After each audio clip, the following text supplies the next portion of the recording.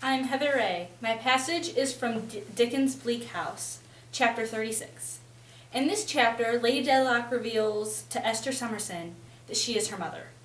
Esther must consider her mother to be dead because Lady Dedlock does not want her secret to be revealed.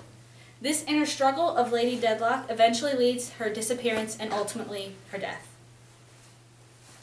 Lady Dedlock sat down on the seat beside me. I cannot tell in any words what the state of my mind was when I saw her, in her hand, my handkerchief, with which I had covered the dead baby. I looked at her, but I could not see her. I could not hear her. I could not draw my breath. The beating of my heart was so violent and wild that I felt as if my life were breaking from me. But when she caught me to her breast, kissed me, wept over me, compassionated me, and called me back to myself, when she fell on her knees and cried to me, oh my child, I am your wicked and unhappy mother. Oh, try to forgive me." When I saw her at my feet on the bare earth in great agony of mind, I felt, through all of my tumult of emotion, a burst of gratitude to the providence of God that I was so changed as that never I could disgrace her by any trace of likeness, as that no one could ever now look at me and look at her, and remotely think of any near tie between us. I raised my mother up, praying and beseeching her not to stoop before me in such affliction and humiliation.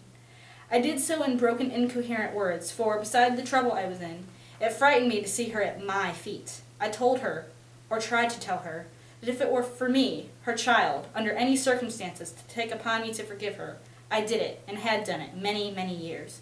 I told her that my heart overflowed with love for her, that it was natural love, with nothing in the past had changed or could change, that it was not for me, then resenting for the first time on my mother's bosom, to take her to account for having given me life, but that was my duty, was to bless her, and I receive her, through the whole world turned from her, and that I only asked her leave to do it.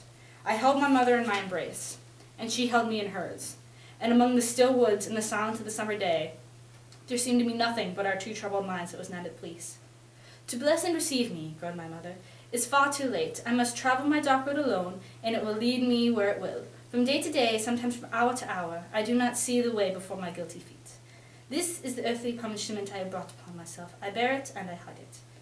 Even in thinking of her endurance, she drew her habitual air of proud indifference about her like a veil, though she soon cast it off again. "I must keep this secret, if by any means it can be kept. Not wholly for myself, I have a husband, wretched and dishonoring creature that I am." These words she uttered with a suppressing cry of despair, more terrible in its sound than any shriek. Covering her face with her hands, she shrank down in my embrace as if she were unwilling that I should touch her, nor could I, by my utmost persuasions or by any endearments I could see, prevail upon her to rise. She said no, no, no, she could only speak to me so. She must be proud and disdainful everywhere else. She would be humbled and ashamed there, in the only natural moments of her life. My unhappy mother told me that in my illness she had been nearly frantic. She had but then known that her child was living. She could not have suspected me to be that child before. She had followed me down here to speak to me but once in all her life. We could never associate, never communicate. Never probably from that time forth could interchange another word on earth. She put into my hands a letter she had written for my reading only, and said when I had read it and destroyed it, but not so much for her sake, since she asked nothing, as for her husband's and mine own, I must evermore consider her as dead.